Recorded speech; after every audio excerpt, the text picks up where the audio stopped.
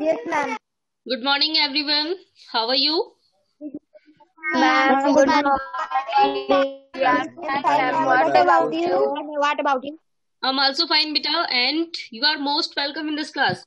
And today we are going to discuss about the another natural calamities. तो अभी हमने जो टॉपिक स्टार्ट किया था नेचुरल कैलामिटीज, तो इसमें हम सभी ने अर्थक्वेक के बारे में स्टार्ट किया था। याद है ना अब आप सभी को अर्थक्वेक कैसे आता है? Yes, ma'am. Yes, ma'am. Yes, ma'am. आप सभी लोग लास्ट क्लास में कंफ्यूज थे। आप सभी कह रहे थे due to the rotation process of earth earthquake आता है, लेकिन ऐसा नहीं है। तो अब आप सभी को कंफर्म हो गया अर्थक्वेक कैसे आता है? Yes, ma'am. Okay, very good. Yes, Shanvika, now you tell बेटा how a earthquake occurred. Ma'am, when the lower layer of the earth will crash is got very hot, and then the earthquake comes. Very good. Yes बेटा, तो हमने क्या पढ़ा था? Due to the tectonic force and due to the vibration of the earth surface. तो हम सभी ने क्या पढ़ा था कि जब अर्थ के सरफेस में वाइब्रेशन होता है तो इस वाइब्रेशन से क्या होता है, the plates of earth are क्या करती है वो, the plates of earth are vibrated and through the vibration earthquake occur. तो हमने क्या पढ़ा था, जो उसकी प्लेट्स में जो वाइब्रेशन होता है इसकी वजह से वो प्लेट्स अप एंड डाउन जाती हैं, और इसकी वजह से क्या होता है, अर्थक्वेक आता है। चलिए, तो आज अब हम सभी को ये पढ़ना है कि अर्थक्वेक आता तो है, लेकिन उसे मेजर कैसे किया जाता है कि कितनी मात्रा में अर्थक्वेक आया है। क्योंकि अभी हमने पढ़ा था लास्ट क्लास में कि कभी कभार तो अर्थक्वेक आता है, हमें पता भी नहीं लगता। हम बस ऐसा फील होता है कि कोई हमें थोड़ा सा झूला झुला के चला गया है। लेकिन कभी कभार तो अर्थक्वेक ऐसा आता है ना कि वो पूरी बिल्डिंगों को डैमेज कर देता है। तो अब हमें ये पढ़ना है कि हम उसका मेजरमेंट कैसे लेते हैं। Okay Ma'am. बेटा, anybody have any doubt, any question? No, ma'am. Okay, तो चलिए, तो आज अब हम लोग आज का टॉपिक स्टार्ट करते हैं अपना। तो हमें क्या पढ़ना है कि अर्थक्वेक का मेजरमेंट कैसे लिया जाता है। तो अभी हम फिलहाल लास्ट क्लास में पढ़ चुके हैं कि अर्थक्वेक कैसे आता है और इससे आने वाला खतरा क्या क्या होता है। तो आज की क्लास में हम सभी को क्या पढ़ना है कि अर्थक्वेक को कैसे मेजर किया जाता है।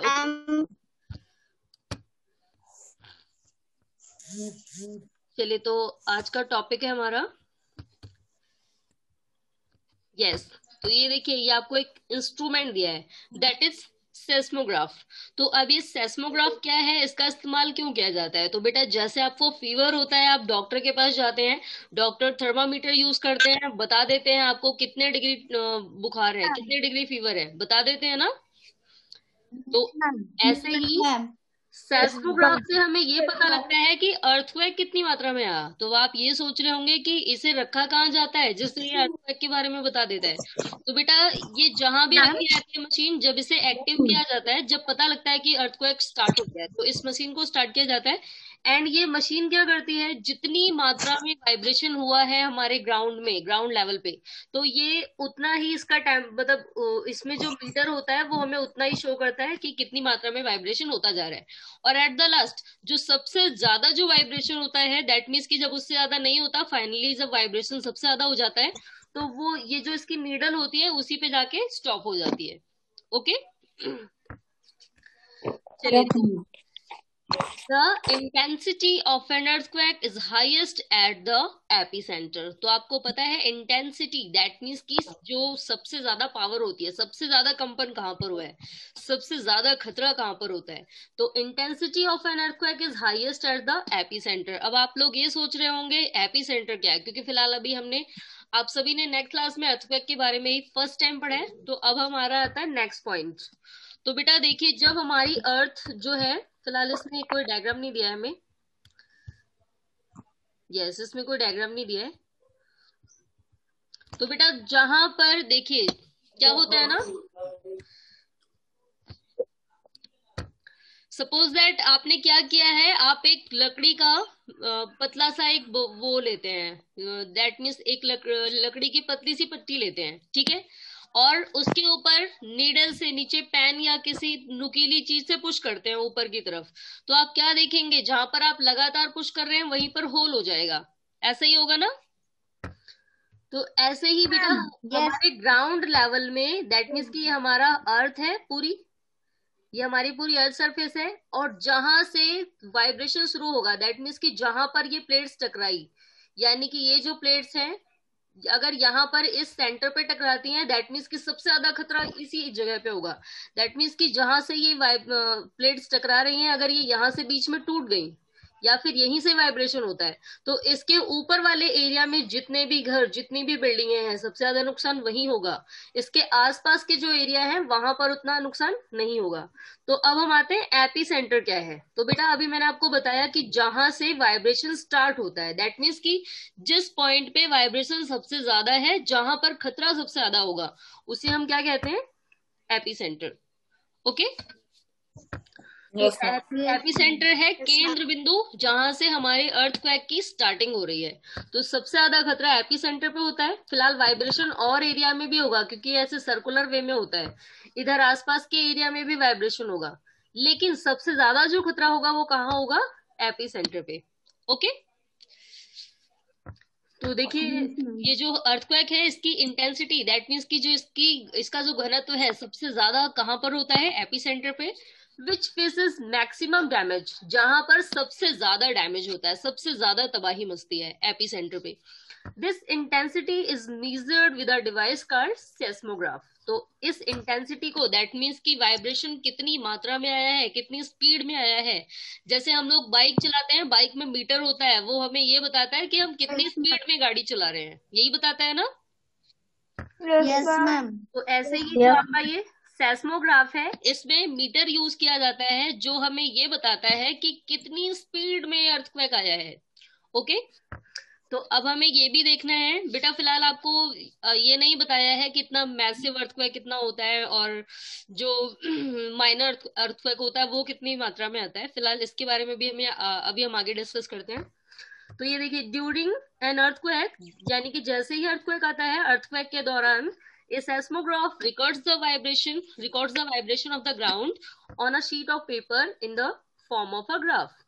तो जब अर्थक्वेक आता है तो सेस्मोग्राफ, जो कि इसमें ये पेज लगा हुआ है, जैसे आप परचेस करने जाते हैं सामान, आप बिलिंग करने के पहले जब आप क्या देखते हैं कि जो बिल वाला जो मीटर होता है ना, वो धड़ा से पेज निकालता जाता है, उसमें हमें ये बता देते हैं कि हमने कितने कितने अमाउंट में चीजें खरीदी और एट द टोटल कितना हुआ, बताता है ना आपको। Yes ma'am. सेम ऐसे ही तो ये सेस्मोग्राफ है ना, ये भी यहाँ पर मतलब हमारे व्हीकल की तरह, हमारे वाहनों की तरह कोई मीटर नहीं है, यहाँ पर भी एक शीट है, और ये ग्राफ के रूप में हमें बताता जाएगा कि कितनी मात्रा में अर्थक्वेक आ रहा है। तो सेस्मोग्राफ में ये पेपर यूज किया जाता है। देखिए जैसे जैसे वाइब्रेशन ज्यादा होता जाएगा, ये पेपर हमारा और स्पीड में बढ़ता जाएगा, बताएगा हमें कितनी मात्रा में अर्थक्वेक आ जाए। दूसरा, ये जो ग्राफ है बेटा, इसमें जिगजैग पैटर्न में लाइनें होती हैं, और वो एट द एंड अगर यहाँ पर मान लो 5 या 7, जो भी जिस भी स्पीड में अर्थक्वेक आया है, वो ग्राफ की लाइनें डायरेक्टली वहां तक पहुंच जाएंगी। ओके, तो ये सेस्मोग्राफ क्या करता है, वाइब्रेशन का रिकॉर्ड, दैट मीन्स कि ग्राउंड लेवल पे कितनी मात्रा में वाइब्रेशन हुआ है, तो ये हमें पेपर शीट में एक ग्राफ की फॉर्म में दिखाता है। ओके, ये देखिए दैट मीन्स कि जैसे जैसे वाइब्रेशन बढ़ता जाएगा, ये जिगजैग पैटर्न में, और एट द एंड यहाँ पर नंबर डले होते हैं 1 2 3 4 5 6 7, और ये जो जिगजैग पैटर्न है ग्राफ वाला, ये हमें एट द एंड लास्ट में बताएगा कि कितनी मात्रा में भूकंप आया है। अगर कम हो जाएगा तो ये हमें बता देगा कि कितनी मात्रा में आया है, मतलब जो मैक्सिमम स्पीड थी वो कितनी थी। ओके, तो ये हमें शीट ऑफ पेपर पे दिखाया जाता है। तो बेटा फिलहाल अभी आपके सिलेबस में नहीं दिया है, लेकिन मैं आपको बताती हूँ, माइनर अर्थक्वेक जो हमारा होता है वो होता है 2 या 3 से नीचे। दैट मीन्स कि जब हमारा ये ग्राफ 1 2 3 इंडिकेट करेगा, दैट मीन्स कि अर्थक्वेक से आने वाला खतरा ज्यादा नहीं है। लेकिन जैसे ही हमारा ये ग्राफ 5 पे पहुंच जाता है, यानी कि 4 को छोड़ के 5 पे पहुंचा, वैसे ही खतरा बढ़ना शुरू हो जाता है। यानी कि 5 से ऊपर जाने के बाद अर्थक्वेक अगर 5 पे आ गया, दैट मीन्स कि वाइब्रेशन इतना ज्यादा होगा कि बहुत सारी चीजें गिर जाएंगी, बहुत सारी बिल्डिंगें गिर जाएंगी। ओके, तो अब देखिए, क्या हमारे इंडिया में भी कभी भूकंप आया है इतनी तेज? यस बेटा, आप लोगों को नॉलेज है अर्थक्वेक की कि क्या हमारे इंडिया में कभी आया है earthquake? Yes ma'am. Yes ma'am. Yes, कहाँ पर आया यस था? Ma'am ma'am ma'am ma'am Gujarat में।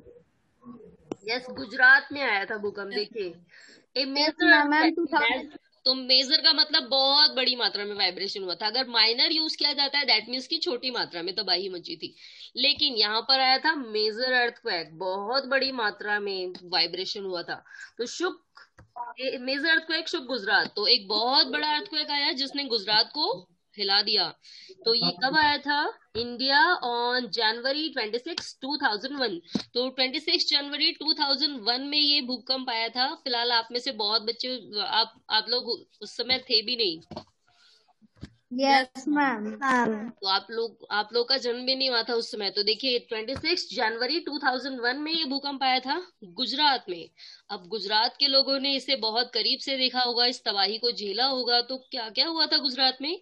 1000 ऑफ पीपल डाइड, मतलब हजारों की संख्या में लोग मर गए। एक्सटेंसिव डैमेज, बहुत सारी तबाही मची। एक्सटेंसिव का मतलब बाहर से दिखने वाली, दैट मीन्स बिल्डिंगें गिर गई बहुत सारी। वहां के जो पेट्रोल पंप थे वो भी गिर गए, जो वहां की फोन लाइन बूथ थी, सब कुछ खराब हो गया। तो damage to property worth crore of rupees took place. तो प्रॉपर्टी का कितना ज्यादा नुकसान हुआ? लगभग करोड़ों की संपत्ति नष्ट हो गई। दैट मीन्स की इतनी ज्यादा संपत्ति नष्ट हो गई जो करोड़ों में खरीदी जा सकती थी। तो the epicentre of this earthquake was near Bhuj. अब इसका एपिसेंटर, दैट मीन्स कि कहां से स्टार्ट हुआ था अर्थक्वेक? भुज से। ओके, तो यानी कि सबसे ज्यादा तबाही कहां मची? एपिसेंटर पे। तो एपिसेंटर कहां था? भुज में। ओके, तो बेटा गुजरात के भुज में, दैट मीन्स भुज एक एरिया है वहां का, कोई स्टेट होगा, कोई एरिया होगा वहां का। तो भुज में सबसे ज्यादा नुकसान हुआ था। विच सफर द मैक्सिमम डैमेज। तो अभी मैंने आपको बताया ही था कि सबसे ज्यादा खतरा एपी सेंटर पे होता है। और फिलहाल ये बैड लक था भुज का कि भुज में ही एपी सेंटर पड़ा, और इसकी वजह से सबसे ज्यादा नुकसान कहां पर हुआ था? भुज में। ओके, चलिए, तो अब आप लोगों को ये जानना है कि जब भुज में ये भूकंप आया था तो हमारे सेस्मोग्राफ में जो रीचर स्केल होता है, दैट मीन्स की जो पैमाना होता है, उसने कितने नंबर दिखाए थे? जानना है आप सभी को? Yes ma'am.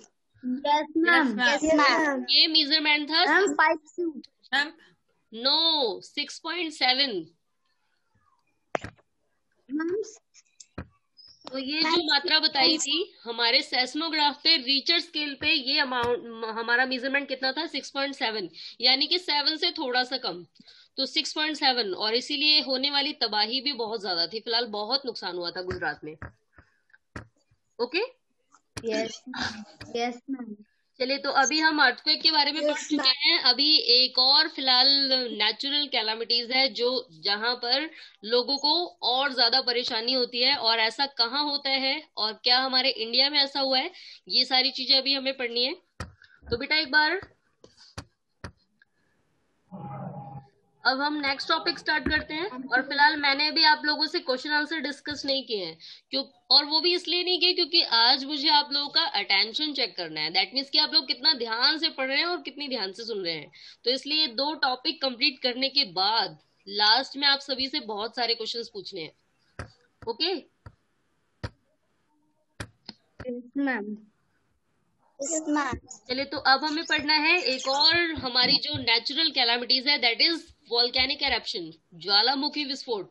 तो अब आप सबसे पहले ये देखेंगे कि अर्थक्वेक एंड वॉल्केनिक एरप्शन दोनों में डिफरेंट क्या है। ओके, ध्यान से सुनना है आपको।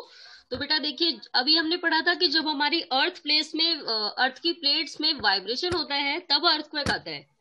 लेकिन अभी हमने पढ़ा ही था कि अंदर बहुत बड़ी मात्रा में पिघला हुआ मैग्मा है, पेट्रोलियम, जो जिसे बाहर निकाला जाता है। जानते हैं ना हम सभी?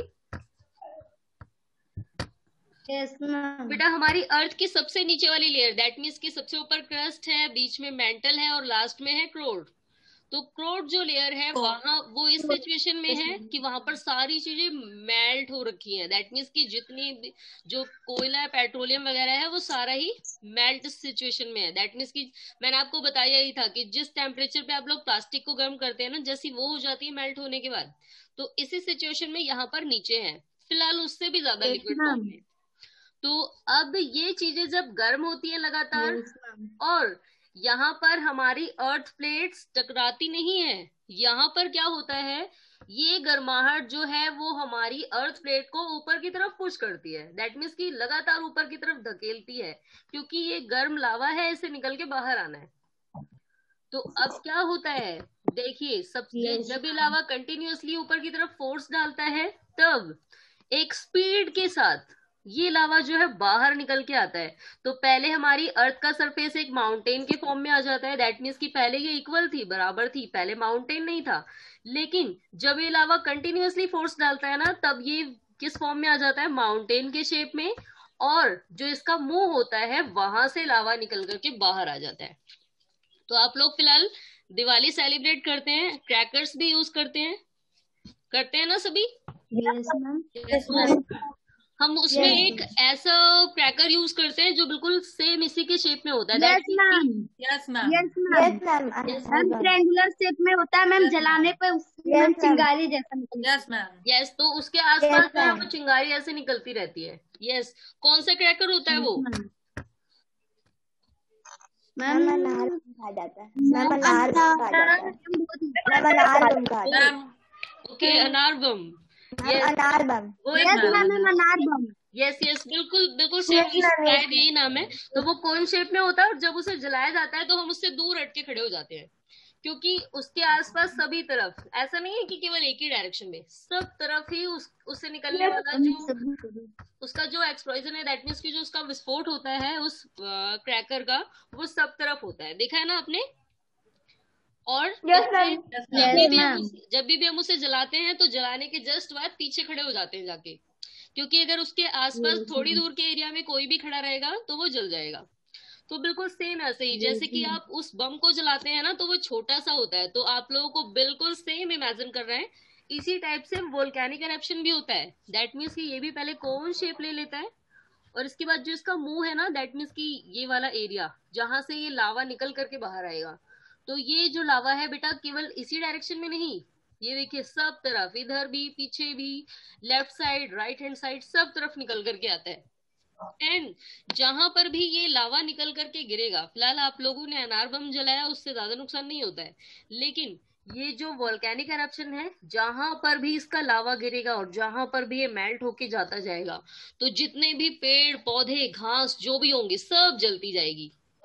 और आपको पता है ये बहुत स्पीड में निकलता है, और इसलिए जहां पर भी वॉल्केनो आता है इसके आसपास का पूरा एरिया काला हो जाता है, आसपास का पूरा एरिया।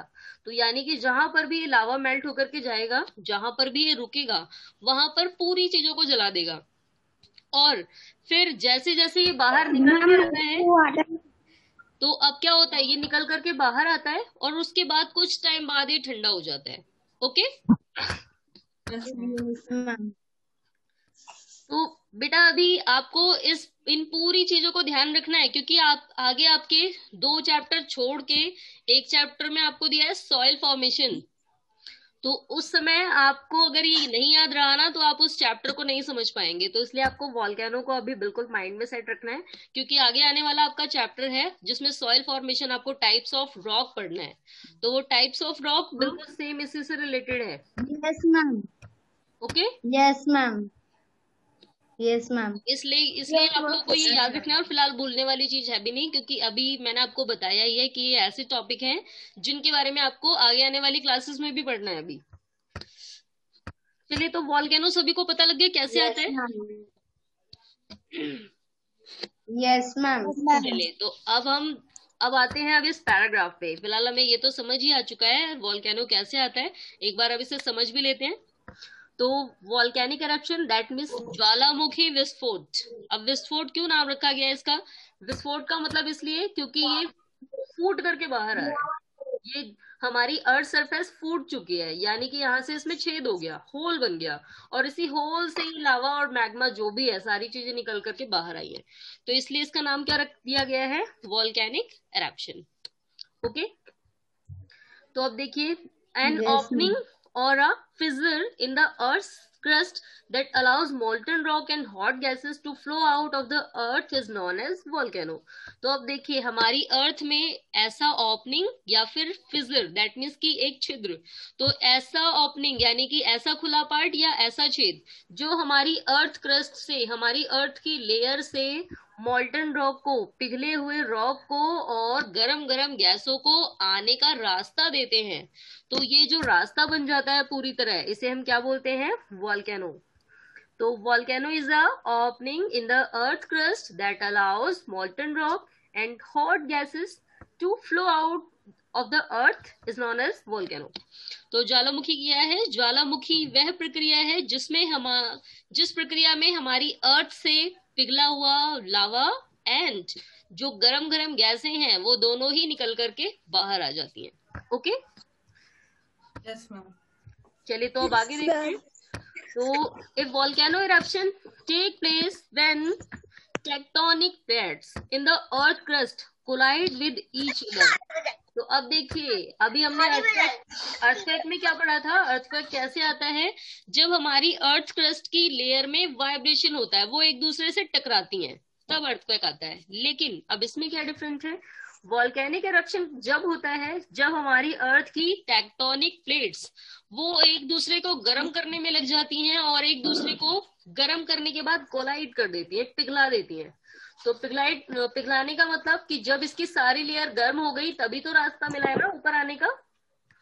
तो इस प्रोसेस में क्या होता है, लावा ऊपर की तरफ आने लगता है और ये हमारी अर्थ की सारी लेयर को बहुत हाई टेम्परेचर पे गर्म कर देता है, और एट दैट टेम्परेचर इतना ज्यादा हो जाता है कि सारी लेयर्स कोलाइड हो जाती हैं, पिघल जाती हैं।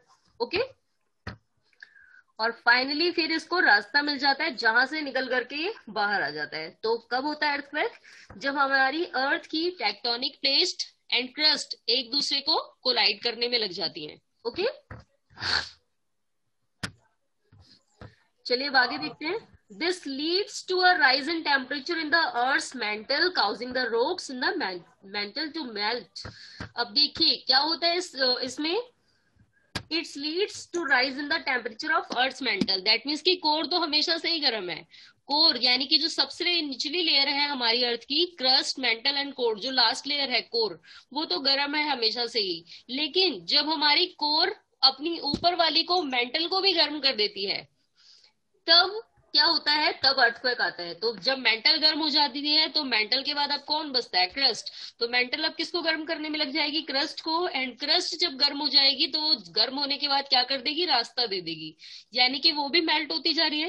तब इसे ओपनिंग मिल जाएगा, आने का रास्ता मिल जाएगा, जिस रास्ते से ये आकर के बाहर गिर जाएगा। ओके, चलिए इतना समझ आया सभी को। Yes, ma'am. Yes, ma'am. Yes, ma'am. Yes, ma'am. चलिए ध्यान से सुनना है, क्योंकि अभी जितने बच्चे बिल्कुल क्वेश्चन का राइट आंसर देंगे ना, मैं उनको नेक्स्ट क्लास में वॉल्केनिक एरप्शन की वीडियो भी दिखाने वाली हूँ। लेकिन केवल वही बच्चे क्लास अटेंड करेंगे जो सारे क्वेश्चंस के आंसर दे पाएंगे। Okay, Yes, ma'am. चलिए तो इसलिए Yes, सभी को ma'am. ध्यान से सुनना है।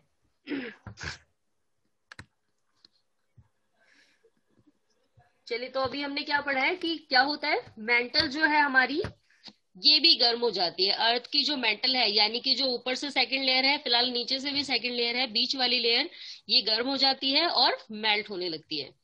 तो over a period of time these molten rocks known as magma rise upward.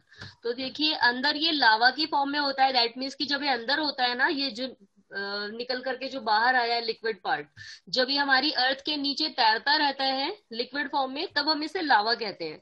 लेकिन जब ये निकल करके बाहर आ जाता है, राइज अपवर्ड्स, यहाँ पर निकल करके बाहर आ गया, तब अब इसका नाम बदल गया है, क्योंकि इसका कलर चेंज हो गया है यहाँ पर आने के बाद। तो अब इसका नाम क्या हो जाता है, मैग्मा। तो ये मैग्मा कैसे बाहर आता है, क्रिएट्स क्रेक और went in the earth crust. तो सब देखिए, मैंने अभी आपको बताया ही है ये कैसे बाहर आया, क्योंकि इसने अर्थ क्रस्ट में होल बना दिया है। ओके, तो इसके होल बनाने से, क्योंकि अब इसे रास्ता मिल गया आने का और इसकी वजह से ही ये आ पाया है। चलिए तो अब आगे देखते हैं। इफ द हॉट लावा, नहीं एक लाइन छूट गई। When the volcano erupt magma along with ash and hot gases come out as lava. तो जब वॉल्केनिक इरप्शन होता है तो मैग्मा जो है हमारा वो किसके साथ निकलता है, यानी कि लिक्विड पिघला हुआ लावा तो है ही। अब और क्या क्या चीज आती है इसके साथ, ऐश यानी कि राख, एंड हॉट गैसेस और गरम गरम गैसें। तो ये किसकी फॉर्म में निकलती है, लावा की फॉर्म में। If the hot lava flows through a populated areas it cause damage to life and property. तो अब आप लोग इमेजिन करिए कि जहां पर ये माउंटेन बना है, अगर इसके आसपास घर बने होते लोगों के, तब क्या होता।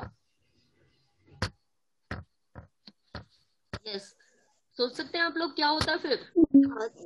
Ma'am many people die and ma'am काला काला Ma'am, many मैम people आग लग जाती है Ma'am, ma'am, they are yes, dying. वो बेचारे जिनके भी घर होते हैं ना, वो अपने घर के अंदर बैठे ही झुलस जाते सारे, क्योंकि घर तो ऊपर से जलता ही जाता, जो उसके अंदर है बिल्डिंग उनके ऊपर गिर जाती, लावा, घर जब ऊपर से फूट जाता तो लावा अंदर घुस आता और वो घर में बैठे बैठे भी जल जाते। तो फिलहाल बहुत सारी प्रॉपर्टी का लॉस होता और बहुत सारी लाइफ लॉस भी होती, दैट मीन्स बहुत सारे लोग भी मरते और बहुत सारी जो प्रॉपर्टी थी वो भी खराब हो जाती। तो आगे देखिए, तो अगर ये किसी पॉपुलेटेड एरिया पे, यानी अगर जनसंख्या वाली एरिया पे होता है, तो वहां पर it cause damage to life and property. तो ये जीवन का और जमीन का दोनों का ही नुकसान करता। Volcanic eruption can also trigger earthquake and tsunami. अब आप सभी को पता है वोल्केनिक इरप्शन, कभी कभार जब वोल्केनिक इरप्शन आता है तो आसपास के एरिया में अर्थक्वेक भी आता है। अब कैसे, देखिए ये चीज बिल्कुल ध्यान से सुननी है आप सभी को। तो वोल्केनिक इरप्शन के आने से अर्थक्वेक कैसे आता है, अब आप लोग के माइंड में ये भी चल रहा होगा, तो बेटा ध्यान से देखेंगे सभी। ये देखिए, जब हमारी जब वोल्केनिक इरप्शन हुआ तो हमारी जो अर्थ सरफेस थी उसने माउंटेन का फॉर्म ले लिया, माउंटेन बन गई अब ये, यानी कि ये यहाँ से थोड़ी थोड़ी खिसकी होगी, है ना। Yes ma'am. तो जब ये माउंटेन बन रही है यानी कि ये पार्ट अब ऊपर जा रहा है, तो यानी ये थोड़ा थोड़ा सरका हुआ।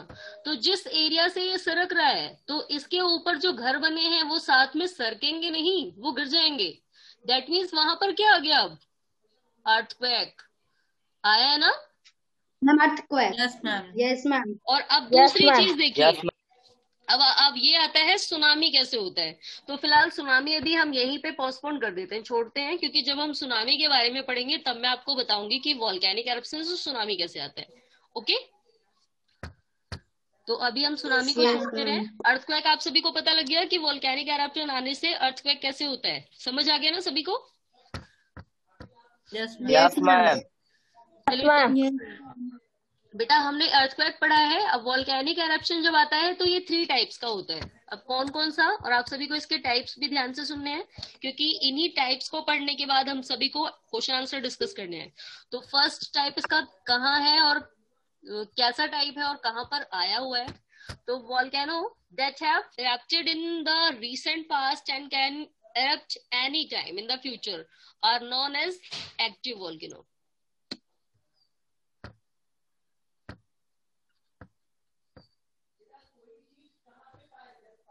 तो वॉल्केनो देखिए, जो हमारे पास्ट में किसी भी एरिया में वॉल्केनो आ चुका है।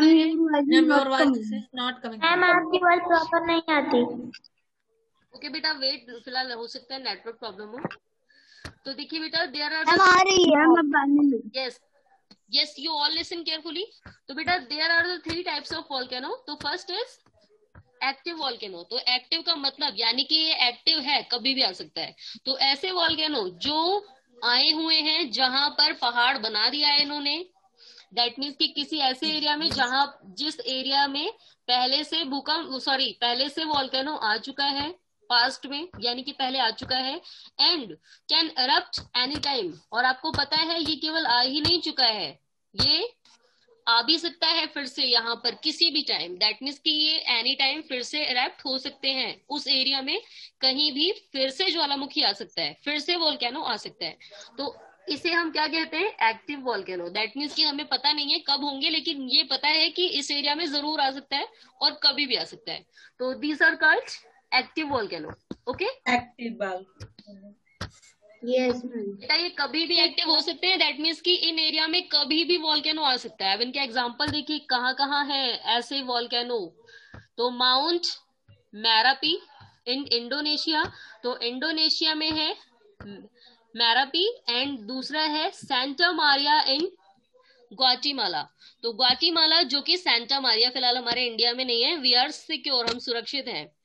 तो ये देखिए एक्टिव वॉल्केनो दैट मीन्स कि फ्यूचर में कहाँ कहाँ आ सकते हैं वॉल्केनो, माउंट मैरापी जो कि इंडोनेशिया में है, एंड सेंटा मारिया जो कि ग्वाटेमाला में है।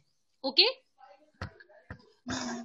Yes, ma'am. चलिए तो Yes, अब ma'am. नेक्स्ट आते हैं। अब दूसरा कौन सा है, volcano that have not erupted for many years but may erupt any time are known as dormant और स्लीपिंग वॉल्केनो।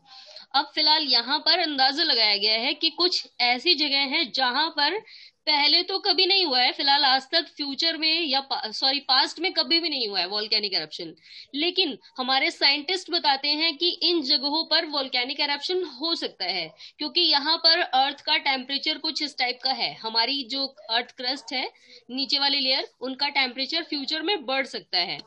तो यहाँ पर पहले कभी भी वॉल्केनिक eruption नहीं हुआ है, लेकिन फ्यूचर में हो सकता है। तो फिलहाल यहाँ पर पॉसिबिलिटी है कि हो भी सकता है और नहीं भी हो सकता। तो इन्हें हम क्या कहते हैं, स्लीपिंग वॉल्केनो। दैट मीन्स कि ये सुप्त ज्वालामुखी है, सोए हुए हैं, अभी फिलहाल जगे नहीं है, लेकिन फ्यूचर में कभी भी जग सकते हैं। ओके, तो यानी कि खतरा यहाँ पर भी बना हुआ है। आप देखिए ये कहाँ पर है, Mount Fuji in Japan and Mauna Kea in हवाई। तो देखिए फिलहाल हम दोबारा से सिक्योर हैं क्योंकि हमारा इंडिया इसमें भी नहीं है। तो ये जो स्लीपिंग वॉल्केनो है फिलहाल यहाँ के लोगों को भी खतरा है, क्योंकि जब साइंटिस्ट ने बताया तो इनके माइंड में जरूर होगा कि फ्यूचर में कभी भी वॉल्केनो आ सकता है। तो अब ये कहाँ कहाँ पर है, Mount Fuji in Japan and Mauna Kea in हवाई। ओके, चलिए तो अब आते हैं हम लास्ट पे, वॉल्केनो कौन सा है अब, extinct volcano. तो volcano that have not erupted for thousands of years and are unlikely to erupt again are known as extinct volcano. They are also known as dead volcano. अब देखिए ये volcano, इनके बारे में बताया जाता है कि ये आज से 1000 साल पहले आए थे, यानी कि आज से बहुत टाइम पहले आए थे और 1000 सालों से ये फटे नहीं है। दैट मीन्स कि 1000 साल हो गए हैं, कई हजार साल, यहाँ पर दोबारा से वॉल्केनिक eruption नहीं हुआ है।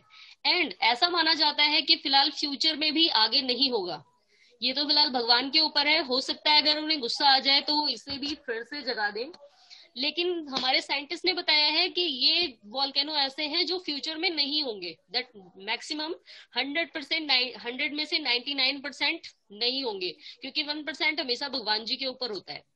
तो अब देखिए ये बताया गया है कि ये फ्यूचर में नहीं होंगे और इसलिए इनको क्या नाम दिया गया है, एक्सटिंक्ट वॉल्केनो। तो जैसे हमने एक्सटिंक्ट एनिमल्स के बारे में पढ़ा था ना, लुप्त यानी कि जो खत्म हो चुके हैं लगभग, तो ऐसे ही ये लुप्त वॉल्केनो है Yes, ma'am. जो मतलब खत्म हो चुका है, और इसके बारे में हमारे साइंटिस्ट ने बताया है कि 1000 साल पहले हुए थे लेकिन फ्यूचर में अब नहीं होंगे। तो they are also known as dead volcano. तो इन्हें लगभग मृत ज्वालामुखी मान लिया जाता है, क्योंकि इनके बारे में बताया है कि ये फ्यूचर में लगभग नहीं ना के बराबर होंगे। तो अब देखिए ये कहाँ पर है, Mount Kilimanjaro in Tanzania and Mount Elbrus in Russia. तो देखिए हमारे इंडिया में एक भी ज्वालामुखी पर्वत नहीं है, तो वी आर सिक्योर, हम सुरक्षित है पूरी तरह। ओके, चलिए तो अब हमने 3 टाइप्स वॉल्केनो के बारे में पढ़ा है, याद हो गया आप सभी को? Yes, ma'am. Yes ma'am. Okay बेटा, तो अब हमें नेक्स्ट क्लास में सुनामी के बारे में पढ़ना है, ये भी बहुत ही इंटरेस्टिंग टॉपिक है। चलिए तो अभी फिलहाल हम आज अभी से छोड़ते हैं, आज हम अभी क्वेश्चन आंसर डिस्कस करते हैं। ओके, चलिए तो फर्स्ट क्वेश्चन कौन बताएगा?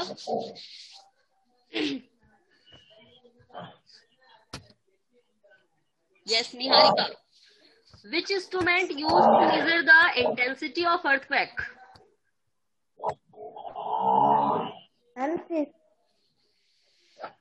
Yes Niharika.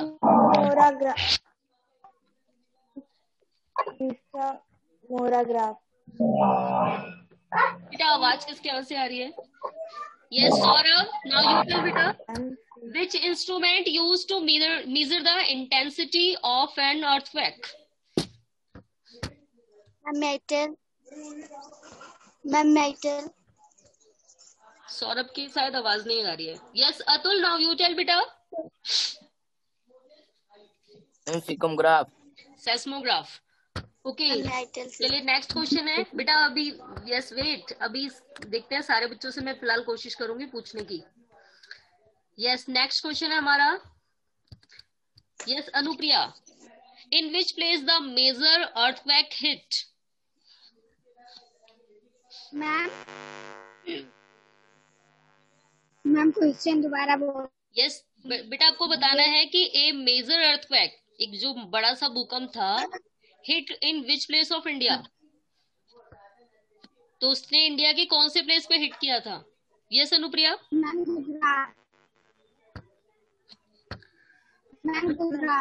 Gujarat. Yes in Gujarat where is the epicentre of the earthquake? Yes Shanvika, now you tell. Yes ma'am. Where is the epicentre of earthquake in Gujarat? Ma'am one time more. Ma'am, where या ma'am when?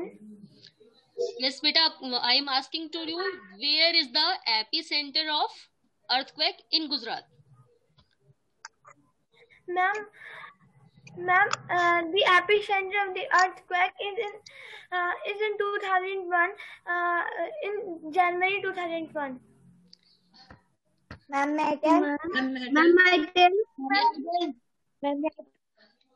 Yes Shanvika बेटा आप confuse हो। मैंने आपसे पूछा where is the epicentre of earthquake in Gujarat?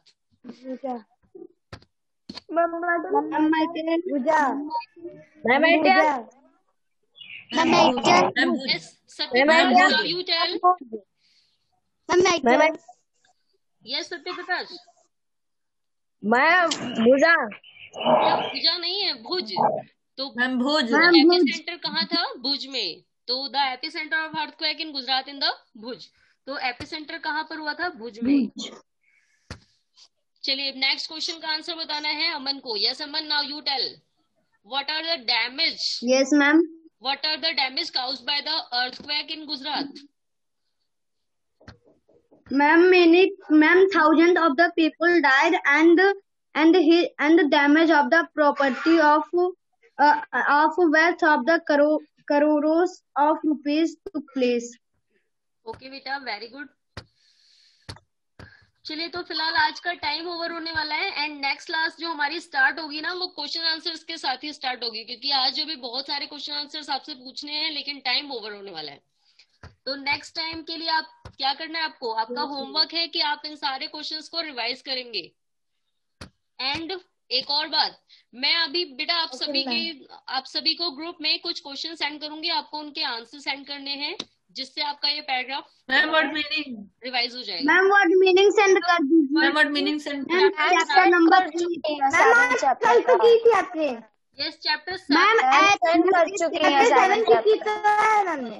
Yes बेटा chapter 7 ma'am और बाकी चैप्टर की करनी है अभी। Okay yes ma'am. बेटा टाइम ओवर होने वाला है, आज के लिए इतना ही, बाकी हम लोग अब नेक्स्ट क्लास में डिस्कस करेंगे। Okay yes ma'am. Okay ma'am. Okay student, goodbye everyone. Ma'am Goodbye. Good bye.